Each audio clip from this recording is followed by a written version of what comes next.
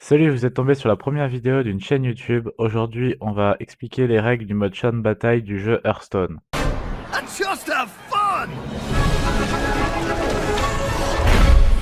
Hearthstone, Heroes of Warcraft.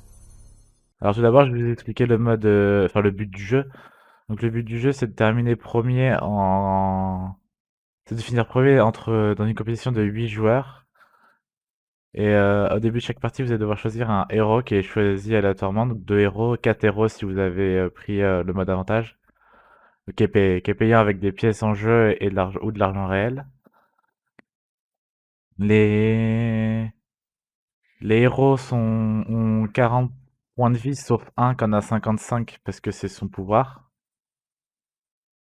Donc ensuite, une fois que vous aurez choisi vos serviteurs, vous jouerez contre un adversaire aléatoire sur la liste de héros qui est à gauche, donc ce sera celui qui est un peu plus vers la droite. Donc pour gagner, c'est simple, vous devez descendre les points de vie des héros à zéro sans tomber vous-même à zéro, sinon vous êtes éliminé. Ensuite, on va parler de l'interface. Donc l'image du personnage qui est en bas, c'est votre héros. En haut, c'est le héros ennemi ou ici le Bob le tavernier. En bas du personnage, donc juste à côté là où il y a marqué 3 sur 3, ce sera votre main, donc là elle est vide parce que c'est le premier tour. La main de votre adversaire sera au-dessus de l'image de son héros, mais elles seront forcément face cachée. Le rond qui est à côté du personnage, qui est à côté de votre personnage, donc ce sera votre pouvoir de héros, donc un passif ou un activable. Et il y aura la même chose affichée quand vous jouerez contre un joueur pour votre adversaire. Vous pouvez voir son héros, son pouvoir de héros. À chaque tour, vous gagnerez, donc vous commencez le jeu avec 3 pièces. Et chaque tour, vous allez augmenter de une pièce jusqu'à avoir un maximum de 10 pièces. Et donc c'est quand je dis chaque tour, c'est quand vous revenez à cette interface où il y a, où il y a Bob. Donc au milieu, vous avez donc le tableau des serviteurs, pour parler en français. Donc dans la partie supérieure, c'est les serviteurs que vous pouvez acheter ou les serviteurs ennemis. Et juste en dessous, c'est vos serviteurs à vous. Alors aussi, il y a donc comme vous pouvez le voir au-dessus des 3 créatures qui sont dans le milieu supérieur, il y a un petit bouclier avec une étoile dedans, donc c'est le niveau des cartes en fait, des serviteurs. Et vous avez la même chose sur le tavernier, ça c'est le niveau de la taverne, c'est-à-dire que actuellement la taverne montre des serviteurs que des serviteurs de niveau 1. À gauche de Bob, donc vous pouvez améliorer cette taverne. Donc là, avec 5 pièces, je peux l'améliorer pour avoir une taverne niveau 2. À partir du niveau 2, le tavernier Bob vous proposera des serviteurs de niveau 2 et 1. Donc c'est-à-dire que si vous avez votre taverne au niveau max, Bob vous proposera des serviteurs de tous les niveaux. Donc de 1 à 6, et 6 étant le maximum. Ensuite, à droite, la flèche qui fait un demi-cercle, donc c'est pour actualiser les cartes, donc c'est pour changer les cartes qui sont du côté de Bob si les cartes ne vous plaisent pas. Vous pouvez les changer, tout ça, tout ça. Ensuite, le flocon de neige qui est encore plus à droite, ça permet de garder les créatures qui sont du côté de Bob pour le prochain tour, parce que si vous faites pas ça, les créatures vont changer, vont être actualisées au prochain tour, automatiquement.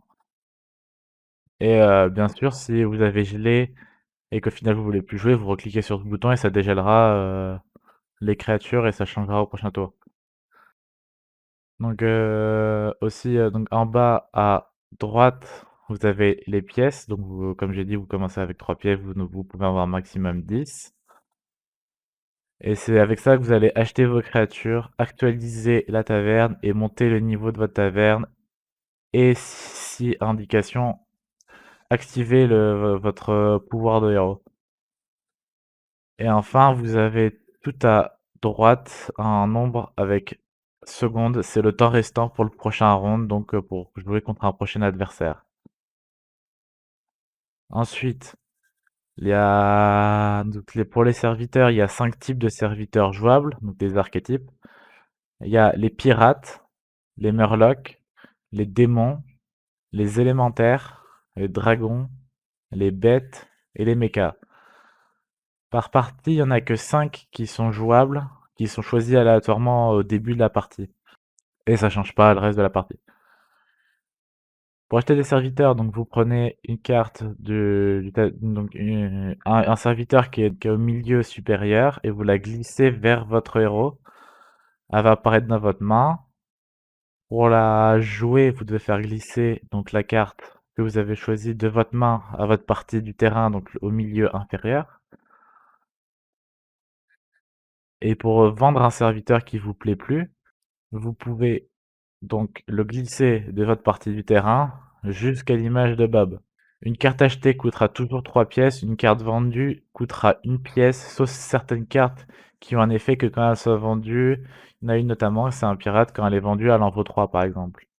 Ensuite, il y a aussi il y a une autre règle sur les serviteurs, c'est que si vous avez 3 fois la même carte de votre côté du terrain, de votre côté du terrain, donc c'est-à-dire sur votre terrain et dans votre main, ça va les fusionner et ça va vous donner la même carte mais en mieux. Donc par exemple, je vais avoir donc l'écumeur Murloc qui est au milieu. Ça va devenir donc elle restera en 2 attaques, une vie. Mais au lieu de base, elle invoque un éclaireur Murloc 1-1, et ben l'éclaireur Murloc en doré va devenir une 2-2. En plus de ça, si si une des 3 cartes a eu par exemple des améliorations d'attaque et ou de vie, la carte dorée va les garder. Donc c'est intéressant quand même de maxer à fond les cartes, même si elles repassaient en doré, comme ça on va avoir les bonus des 3 cartes. Bah des 2 cartes sur le terrain, parce qu'en général quand vous prenez la troisième carte quand vous prenez la troisième carte dans la main, ça les fusionne automatiquement. Et ça vous remet la carte dans la main et vous pouvez la rejouer en direct. Aussi, quand vous jouez une carte dorée, ça vous donne une carte qui vous permet de choisir un serviteur du niveau de taverne supérieur. Donc c'est intéressant de monter le niveau de taverne avant de jouer une carte dorée. Ensuite, après que vous avez choisi vos cartes et que le temps est écoulé, vous allez jouer contre un joueur. Mais les créatures en fait vont attaquer automatiquement jusqu'à ce qu'il en reste le moins possible sur le terrain. Et donc s'il en reste par exemple 3 de mon côté et 0 sur le côté de l'adversaire, et ben je vais mettre à l'adversaire des dégâts qui sont égales donc à mon niveau de taverne. Par exemple, on va prendre 2 et au niveau de mes 3 créatures, plus le niveau de mes 3 créatures. Donc si j'ai 3 créatures niveau 1, je vais infliger 2 plus 1 plus 1 plus 1. Et si c'est l'adversaire, c'est pareil, sauf que c'est moi qui prends les dégâts. Et si les deux joueurs n'ont plus de créatures, aucun joueur ne reçoit de dégâts et ça se termine là-dessus. Voilà, j'espère que vous avez compris les règles, j'espère que j'ai été clair. Je vous remercie de m'avoir écouté. À la prochaine.